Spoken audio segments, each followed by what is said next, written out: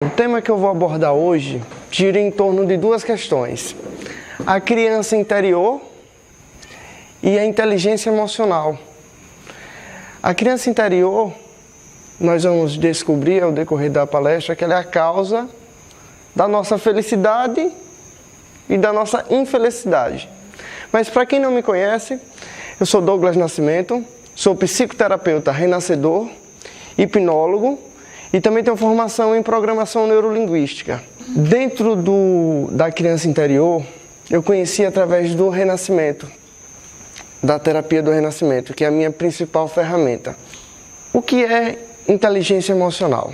Flexibilidade e resiliência é justamente a base da inteligência emocional.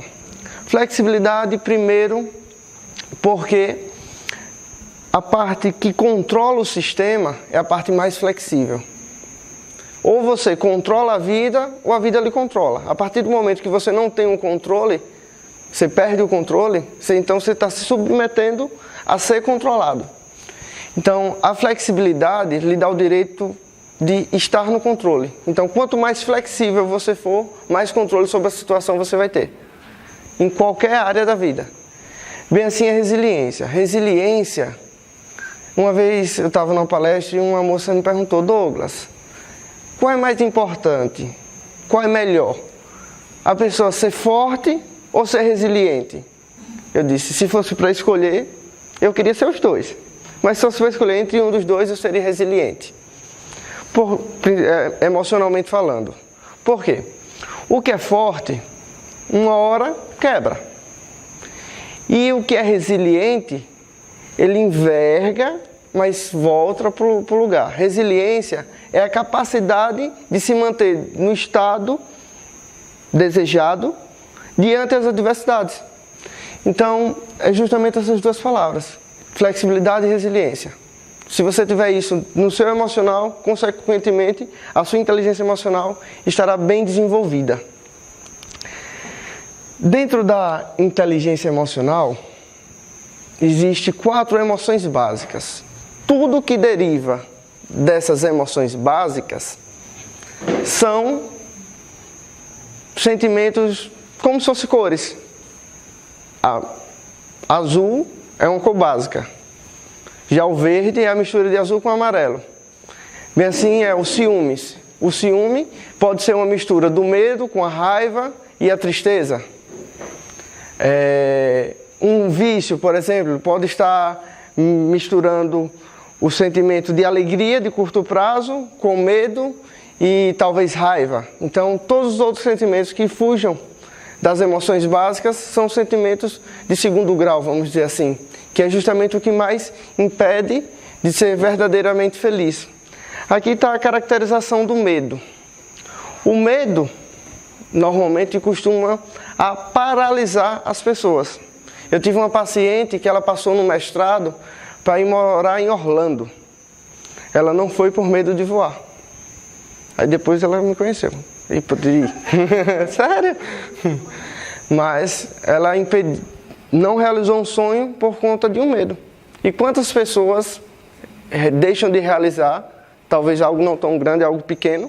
Talvez eu conheço pessoas que têm vontade de correr uma maratona, de realmente se exercitar, mas tem medo de ter um corpo saudável.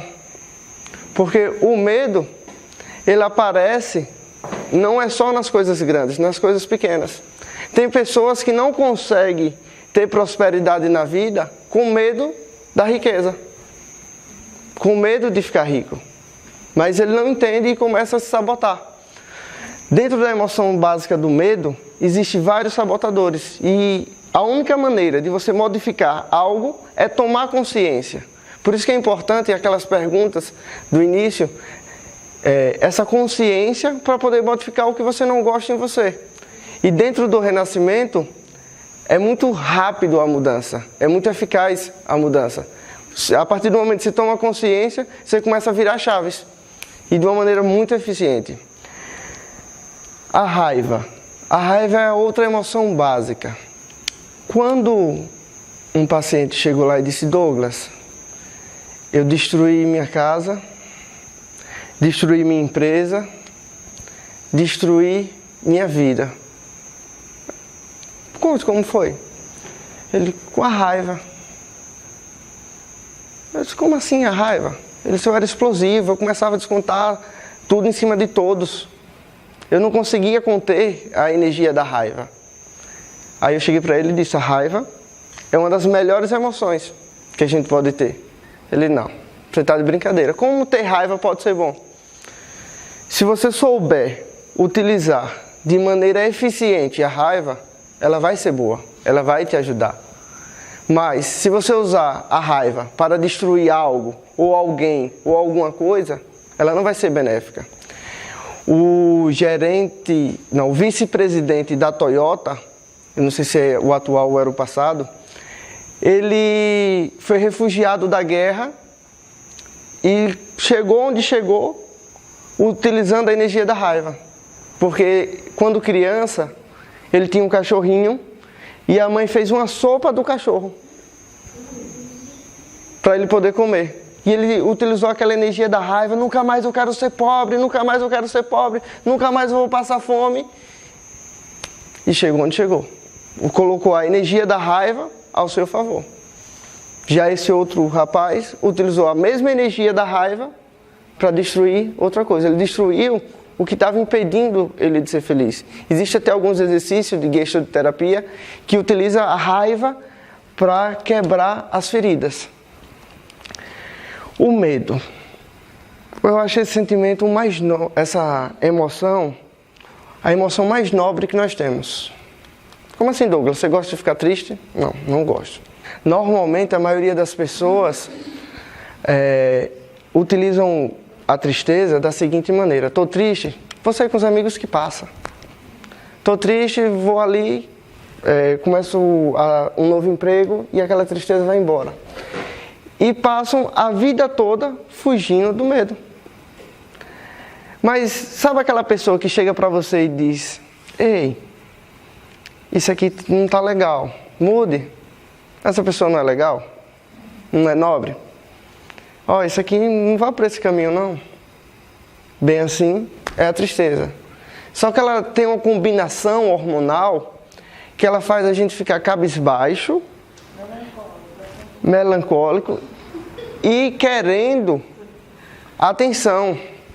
Só que você não tem o hábito, nem foi educado para se dar atenção, você começa a cobrar a atenção das outras pessoas. Existe uma metáfora que separa as duas metades do cérebro, Self 1 e Self 2. Eu 1 e eu 2. O eu 1 é totalmente racional, analítico, crítico. O Self 2 é emoção, lembranças de longo prazo, ação com impulso. E fica o mix entre eu 1 e eu 2, eu 1 e eu 2. No momento que a tristeza é acionada, o eu 2, o eu da emoção, começa a tomar conta. Para quê? O racional não conseguiu resolver. Eu não consegui fazer a mudança necessária. Então, vamos utilizar da emoção para mudar. Só que, se um falar mais alto do que o outro, vai gerar um desequilíbrio. Você vai perder sua flexibilidade. A flexibilidade está no quesito de você equilibrar o Self 1 com o Self 2. Por isso que é tão importante a flexibilidade. E o sentimento mais perigoso, o da alegria. Existe a alegria de longo prazo, que é o que você cultiva. No caso, a alegria de curto prazo é uma balada, um barzinho, saída com os amigos. Ela vem para interromper os picos de tristeza, a alegria de curto prazo. A má utilização dela, você começa a justamente sabotar o sentimento da tristeza. Então vocês percebam que está tudo entrelaçado às 4 emoções básicas. Das 4 emoções básicas, você gera qualquer outro sentimento, do amor ao ódio. O amor, o ápice do amor, ele é todas as emoções elevadas. O ódio é todas as emoções elevadas doentes, mal utilizadas. Há estudos que comparam as ondas cerebrais, que o ódio e o amor é praticamente a mesma frequência. Depende da energia, da emoção que você está usando. Se é a emoção da alegria ou a emoção da raiva. Mas as ondas cerebrais são bem parecidas. Programação neurolinguística. O que é programação neurolinguística? Vocês conhecem? Para quem ainda não conhece a programação neurolinguística, é a arte e a ciência de reprogramar ou programar novamente o sistema nervoso usando a linguagem. Tem um autor brasileiro, que eu não lembro o nome agora, que ele diz que tudo é PNL. Porque se você vai comprar algo, o vendedor vende com ferramentas de PNL. Se você assiste televisão, você está assistindo PNL, ou seja, tudo está sendo programado o tempo todo.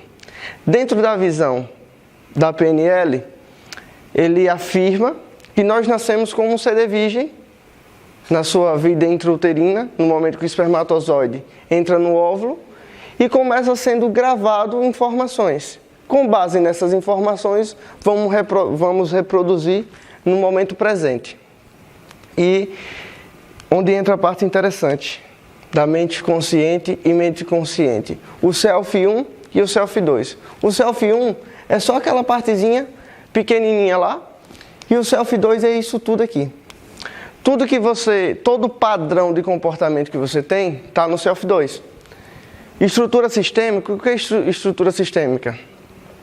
Os padrões de sentimento, porque você pode reproduzir vários comportamentos e ter sentimentos diferentes. A estrutura sistêmica, ela está sendo muito estudada na questão da constelação familiar, que agora está sendo chamada de constelação sistêmica, que também tem uma abordagem precisa da PNL junto com a constelação. Começou a agilizar os casos. Acho que é em Maceió, que vários casais reduziram o número de divórcios por conta da constelação sistêmica, porque começaram a mudar o Self 2. Dentro do Self 2 estão nossos modelos mentais. Todo mundo tem modelos mentais. Normalmente é caracterizado por dois, o pai e a mãe. Só que nem sempre a matemática é certinha. Às vezes há um divórcio, há uma ruptura, e você começa a programar para ver mais rupturas na vida. Provavelmente, não é um cálculo exato, mas quem sofre um abandono, um corte, uma ruptura na infância, tende a reproduzir alguns outros cortes. Por quê? Está nos modelos mentais, houve a ruptura, então vamos reproduzir. É algo para economizar energia que acaba gerando dor. E a única maneira de modificar algo é conhecendo algo que quer se modificar. Se não se modifica, é porque não conheceu o suficiente. Paulo Vieira, um coach bastante famoso aqui no Brasil, ele fala o seguinte: o que eu não tenho é porque ainda não sei. Se eu soubesse, eu teria. E eu começo a prestar atenção em tudo que eu quero, como eu quero viver, e percebo o quanto eu tenho a aprender. Porque às vezes há um sabotador chamado excesso de ego que fala: eu sei. Isso aqui eu já sei. Só que o que você está sabendo? Está lhe dando o resultado desejado?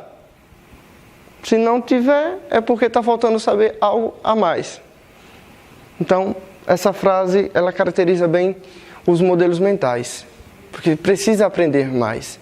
E a melhor maneira e a maneira mais eficiente de aprender é ensinar a criança. Vocês já viram aqueles adultos que parecem fazer birra? Você visualiza uma criança de 5 anos por um nada. Já conseguiram ver essa cena? Se torna até um pouco comum se você prestar atenção. Ciúmes, você vê pessoas maduras sofrendo de ciúmes corroendo.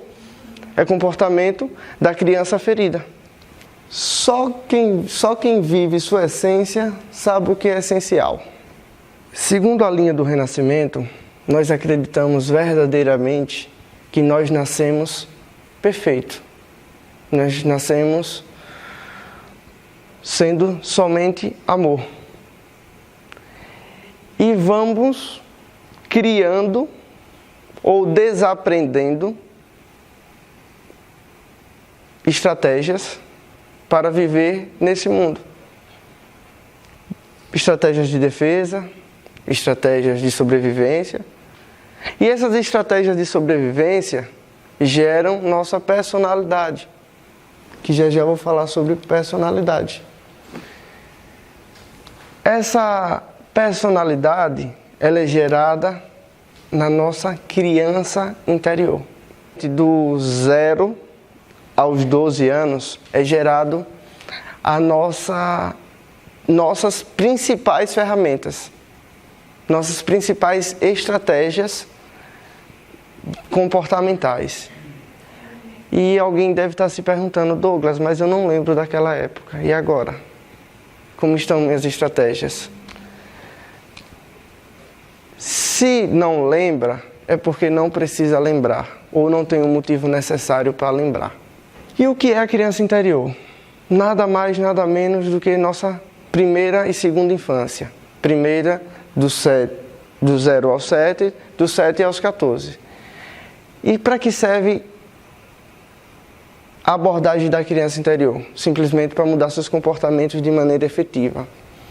Dentro da linha do renascimento, nós conseguimos resolver algumas doenças psicossomáticas.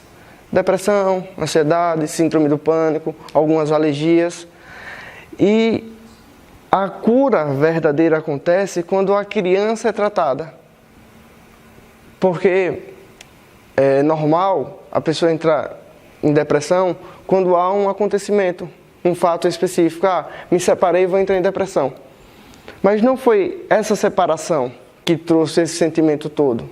Já foi a dependência, já foi a ruptura que houve no passado. O seu primeiro contato com a dor. Ou o excesso da falta de dor também causa dor no futuro. Então, a criança interior talvez seja a chave para resolver essas questões de maneira mais eficiente, de maneira mais rápida. E o problema não é a criança interior. A criança interior é a solução. O problema é quando ela está ferida, quando ela não teve a atenção devida, quando ela não teve as necessidades dela atendidas. Então, resolver as feridas dessa criança seja a chave. Qual a importância, com base no que eu falei, que você daria para a sua criança agora? A formação do adulto. A formação dos seus comportamentos, das suas doenças. Várias doenças emocionais são criadas lá, programadas para em algum momento vir à tona. Lembra que eu falei das personalidades que são geradas? Máscara em grego significa persona. Trazendo para a área da psicologia, nossas máscaras. Só que máscara soa algo falso. Só que não é falso. Essas máscaras se representam nossas estratégias. Por exemplo, você aqui veste uma personalidade de ouvinte. Provavelmente, quando você está num círculo de amigos, você veste uma personalidade mais descontraída. Quando você está num ambiente de trabalho, você veste outra personalidade. Quando você está com seu cônjuge, sua esposa, seu marido, é outra personalidade. Então, temos várias personalidades. Então, acreditar naquela afirmação e dizer: olha, fulano ali tem uma personalidade forte, tem um gênio forte, é uma grande ilusão. Porque temos várias, só que utilizamos de uma porque foi essa que está em evidência para que sabemos sobreviver mais. Só que só sobreviver não é interessante. A vida, se for só para ser sobrevivida, ela não valeria a pena. Muita gente passa pela vida sobrevivendo e não verdadeiramente vivendo.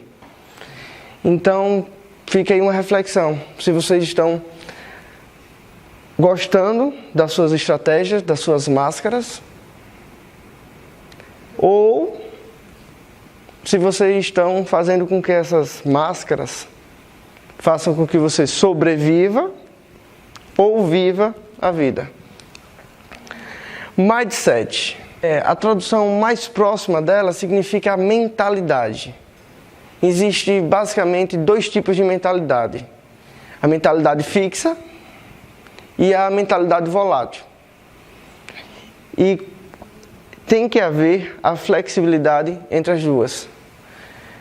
Quem tem a ideia muito fixa começa a não ter evolução. Quem tem mais desenvolvido o mindset volátil passa a não ter chão para pisar, não consegue seguir um caminho, porque não, agora eu vou por aqui, eita, aqui não, é melhor por aqui, e passa a caminhar em círculos. Então, o que vocês estão fazendo aqui hoje é justamente alimentando o seu mindset. E é importante você alimentar o seu mindset fixo. Porque o volátil é como gás. Hoje ele pode estar aqui, de alguns segundos ele pode estar lá. E muita gente tem mais facilidade em alimentar o mindset volátil. Às vezes é mais fácil quem está de fora poder avaliar uma situação. Por quê? Às vezes o excesso do mindset volátil, o que acontece? Você fica sem saber o que é fixo e o que não é. O que é verdade e o que não é. Quem está de fora vai olhar, não, isso aqui você faz desse jeito. E é mais fácil ter um direcionamento. Por isso que a profissão de terapeuta, psicólogo, essas áreas da saúde mental, vem crescendo muito. Porque a dissociação do problema agiliza o tempo de resolução. E pedir ajuda é mais corajoso do que ficar sofrendo com aquilo ali. Muita gente às vezes tem um problema e se acha covarde por ter aquele problema e não conseguir resolver sozinho. Poxa, eu não consigo resolver sozinho, mas eu não vou dar o braço a torcer. Então, se mudar o significado de que ser forte é pedir ajuda, então talvez esteja na hora de virar a chave. De pedir ajuda e perceber ser mais forte do que você era. Porque o mindset volátil, ele realmente atrapalha, se for em excesso. Como o fixo também, em excesso vai atrapalhar. Ciclo da realidade. Tudo começa no meu mundo. No meu mundo, eu seleciono o que eu quero ver. Você já teve a experiência os homens de quase ser pai, ou de ser pai? Ou das mulheres quando estavam prestes a ser gestantes, prestes a ser mamãe, começa a ver fralda, neném chorando, carrinho de bebê, tudo direcionado ao segmento. Ou quando você quer comprar um objeto, uma blusa, um carro, quando você compra parece que todo mundo tem. Na verdade, aquilo ali é o nosso... Tem uma parte chamada SRAA no nosso cérebro que ele seleciona o que a gente quer ver. Há uma abertura de filtro e você começa a selecionar o que você quer ver. Aquela blusa, todo mundo vai ter naquela festa. Porque abriu o filtro para aquela blusa. Em outra festa, talvez todo mundo tenha aquela blusa e só você não percebeu porque você não estava atenta. E olhando isso de maneira mais profunda, o que é que acontece? No meu mundo, só é promovido quem puxa saco. Então, eu só vou ver pessoas que só é promovida porque puxa o saco do chefe. E quanto mais eu vejo, mais eu vou crer. Com base nas minhas crenças, vai gerar minhas verdades. Com base nas minhas verdades, gera quem eu sou. Eu sou minhas verdades, eu sou o que eu acredito, no que eu acredito. Com base no que eu sou, eu faço. Com base no que eu faço, eu tenho. Então, se só é promovido quem puxa o saco do chefe, então eu não sou essa pessoa que puxa o saco do chefe. Aí, meu patrão olha para mim e diz: Douglas, você pode ficar aqui na empresa? Eu tenho um compromisso para fazer, às vezes não tenho até nada para fazer, mas eu não tenho nada para... Estou ocupado, não posso ficar hoje não. Passou uma semana, fulano faltou, você pode vir cobrir ele? Rapaz, eu não posso não. Estou tão ocupado às vezes assistindo seriado. Na hora de ter uma promoção na empresa, quem é que esse patrão vai contratar? Douglas, que que nunca está presente, ou quem pôde estar do lado da empresa quando ele precisou? Então, no meu mundo, define a minha realidade, porque define o que eu vou ter, com base no que eu vou ser. Então, essa crença, a profundidade dela é tão profunda que eu vejo pessoas, eu já vi no jornal, pessoas com doutorado prestando concurso para gari. 8 pessoas em São Paulo. E eu comecei a me perguntar, por que essa pessoa estudar tanto, fazer mestrado fora, doutorado fora do país e prestar concurso? No mínimo, o mundo dela está bem corrompido. Não desprezando a profissão de gari, mas um doutor prestando um concurso para gari tem alguma desproporcionalidade aí. E essa crença funciona para qualquer coisa. Antes era mais com as mulheres, hoje já está bem empatado. Muitas crenças, homem não presta, a mulher não presta. O que é que acontece? Essa pessoa nunca vai ter um relacionamento. E quando tem um relacionamento, vai ser infeliz. Não presta. Por quê? Se no meu mundo mulher não presta, eu só vou ver mulheres que não prestam. Eu vou para ambientes que vai ter essas mulheres que não prestam. Então eu vou criar essa verdade dentro de mim e eu vou ser um homem para mulheres que não prestam. Consequentemente, eu vou fazer coisas que um homem faz para mulheres que não prestam. Então eu vou ter um resultado ainda mais destrutivo. E cada vez vai ficar pior. Vai ficar ciclando. E a única maneira de romper essas crenças é trabalhando a criança interior. E tem várias maneiras. As abordagens que eu mais gosto é abordagens sobre forte impacto emocional. Tratar emoção com emoção. O renascimento, você alicia várias emoções para resolver o que está no seu mundo interior. Dentro do renascimento, nós aprendemos que tem 3 tipos de memórias. Memórias visuais, auditivas e sinestésicas. As sinestésicas, no renascimento, costumam assustar um pouquinho. Porque você sente a dor. Você está lá respirando, é uma terapia através da respiração. Você está lá respirando e sente uma dor ali. E às vezes você não tem consciência da dor, do que é aquela dor, mas está doendo. E aquela dor é uma memória. A partir do momento que você ultrapassa a barreira de urgência da memória, você vai conseguir resolver aquele problema. Tinha um paciente meu que ele não conseguia passar no concurso público. Ele era super estudioso, muito estudioso. Ele estava, eu acho que ele era advogado e estava para ser procurador, alguma coisa assim do tipo. E ele não conseguia evoluir e a gente começou a investigar. O que foi? Ele tinha um forte contraste com o pai. O pai não aceitava a sexualidade dele. O que aconteceu aí? Ele passou a ter desatenção e ansiedade. Quando a causa não era química, o corpo dele estava perfeito. Ele tomava o antiansiolítico, porém, parava de tomar, o sintoma voltava. Porque a causa não tinha resolvido. Quando ele conseguiu aceitar sem dor a opinião do pai, e descobrir que a opinião era do pai e não era dele, que no mundo dele foi resolvido, consequentemente, o déficit de atenção e a ansiedade foi resolvido.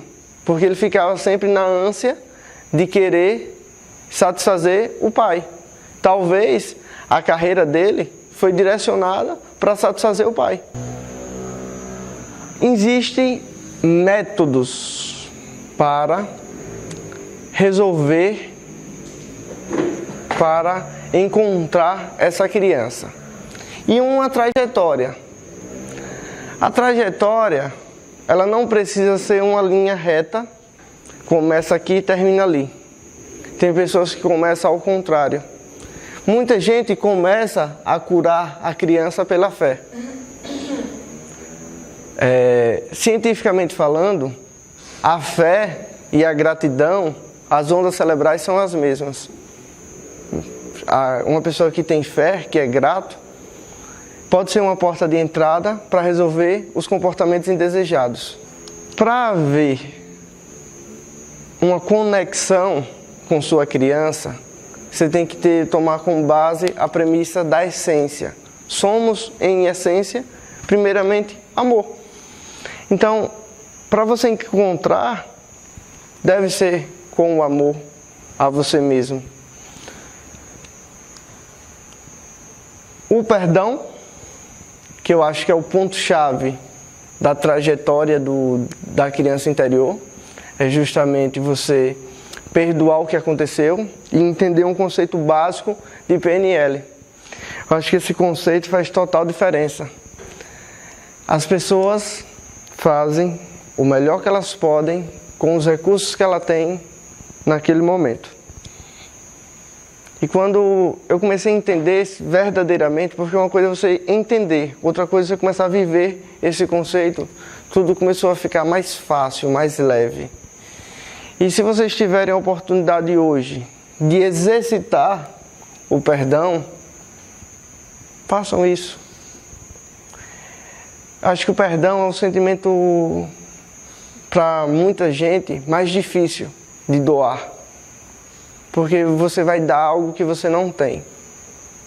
E é necessário primeiro você construir esse perdão com você, dentro de você, para poder doar. E se tiver a oportunidade de perdoar algo, uma situação, perdoar alguém, faça isso na meditação. A caminhada seria um encontro, seria a vontade.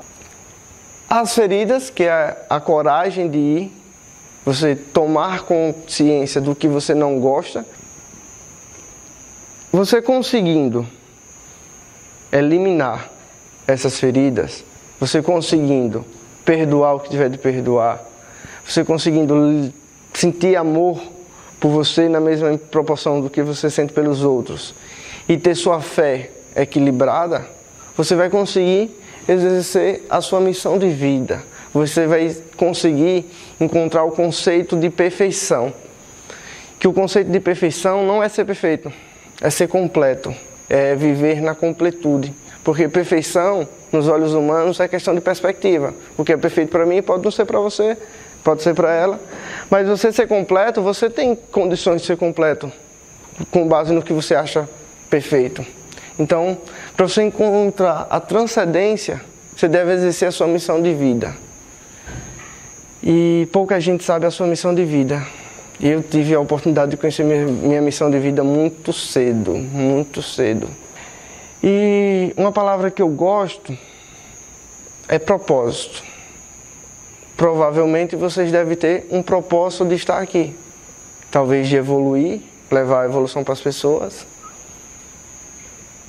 E esse propósito é o que faz a vida ser verdadeiramente vivida. Eu pergunto, não precisam me responder. Levem para casa essa pergunta. Qual o propósito da sua vida? Todas as grandes conquistas de todas as pessoas não foi feita naturalmente. Foi feito de propósito. Eu lhe pergunto, o que você almeja ser enquanto ser humano? O que você almeja ter? O que você almeja fazer? Coloca propósito e veja o resultado que vai gerar. Qual propósito está faltando para você subir de nível, ser um ser humano melhor? E o renascimento. Renascimento, ele entrou na minha vida de uma maneira bastante elegante. De uma maneira maestrosa. Foi quando eu não acreditava em mim. Foi quando minha crença de incapacidade estava lá em cima. Após os 3 acidentes de carro, eu fui para um treinamento com a base de PNL para obter recursos emocionais para abrir uma ótica. E quando eu cheguei lá, descobri que eu não queria abrir uma ótica. Eu cheguei lá e descobri que eu queria transformar vidas. Que eu tinha uma missão. É possível você resgatar suas memórias intrauterinas. É possível você poder tomar consciência e deixar o passado no passado. E às vezes você carrega um peso e não sabe qual peso está carregando, por justamente não saber, não ter essa consciência. A partir do momento que você tem essa consciência, você pode modificar. Então, a grande sacada do renascimento é você ressignificar as memórias. Você dá novo significado para o que aconteceu. O fato você não vai poder mudar, mas o significado sim. Vou dar um exemplo mais interessante sobre fato e significado. Fato. Supondo que ao sair daqui nós iríamos para a festa, certo? Só que eu saí daqui, tropecei e quebrei o pé. Vocês, como meus amigos solidários, vão me levar no hospital. E nós iríamos com mais pessoas, num ônibus grandão. E vocês ficaram para me levar no hospital e o outro pessoal foi. E vocês me levando no hospital, alguns vão reclamando, poxa, perdi a festa, poxa, para que Douglas foi quebrar o pé? E começar a achar aquele fato negativo. Poxa, ninguém gosta de quebrar o pé. Porém, o fato foi, o pé está quebrado. O significado que gerou foi negativo. Quando essa pessoa respirar, vai mudar o significado do pé quebrado. Provavelmente ela teve mais tempo para ficar em casa, provavelmente ela teve tempo para se dedicar mais à família, não sei. Vai depender do mundo de cada um, da construção do mundo de cada um. Mas nesse exemplo, supondo que a gente recebe uma ligação e diz, olha, o ônibus virou, todo mundo morreu. Então o pé de Douglas quebrado foi a salvação. Então o fato continua ali, o pé está quebrado. Porém o significado mudou totalmente. E várias coisas que aconteceram na nossa programação fizeram de nós as pessoas que somos hoje. Então vários significados podem ser dados. É tanto que a sensação de renascimento é justamente essa, se ter renascido após a terapia. Por conta de mudar os significados. O renascimento ele pode ser feito em consultório, pode ser feito em workshop e em cursos também.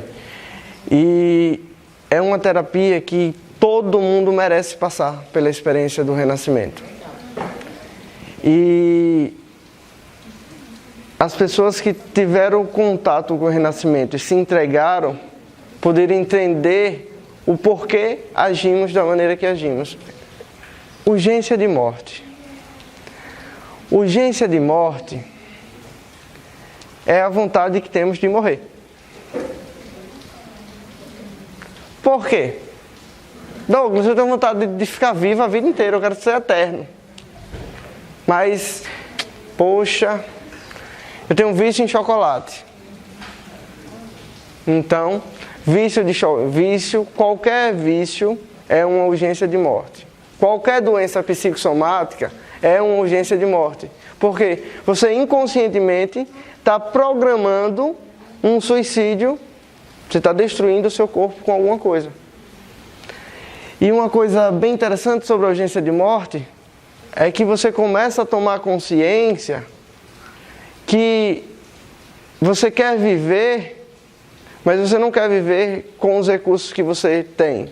Você quer outros recursos e começa a utilizar da urgência de morte para ter esses recursos mais rápido.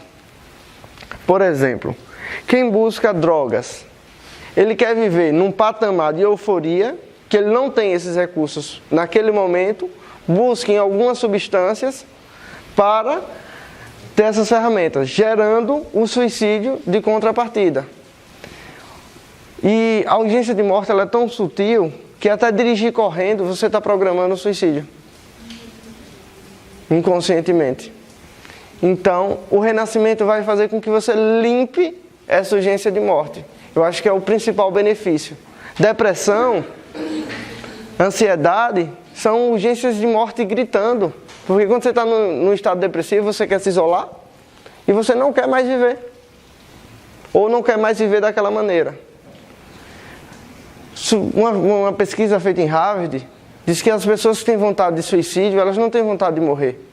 Elas têm vontade de uma nova vida. E com o renascimento em combate ao suicídio, ele é fantástico porque você vai de encontro aos seus propósitos. E os propósitos é o que te mantém vivo. Material reprimido. O material reprimido é o lixo emocional que guardamos. Aí eu lhe pergunto, o quanto você tem de lixo aí guardado? É a ansiedadezinha, a tristeza, a incompatibilidade de se relacionar. Tudo isso é material reprimido gerado lá atrás, na sua criança interior. O renascimento, eu falo com propriedade porque foi o que me transformou. Eu não acredito que você não consegue transformar ninguém se você não tiver transformado. Eu sou a prova viva do renascimento existente em mim. Eu falo com tanta propriedade, mas existem todos os métodos. O método, por exemplo, da hipnose clínica também é fantástico para adicionar recursos. Pessoal, muito obrigado pela atenção de todos. Espero que o conhecimento passado aqui hoje tenha impactado a vida de vocês de alguma forma, despertado curiosidade para você em busca dos seus propósitos. E é isso, eu desejo uma boa noite a todos.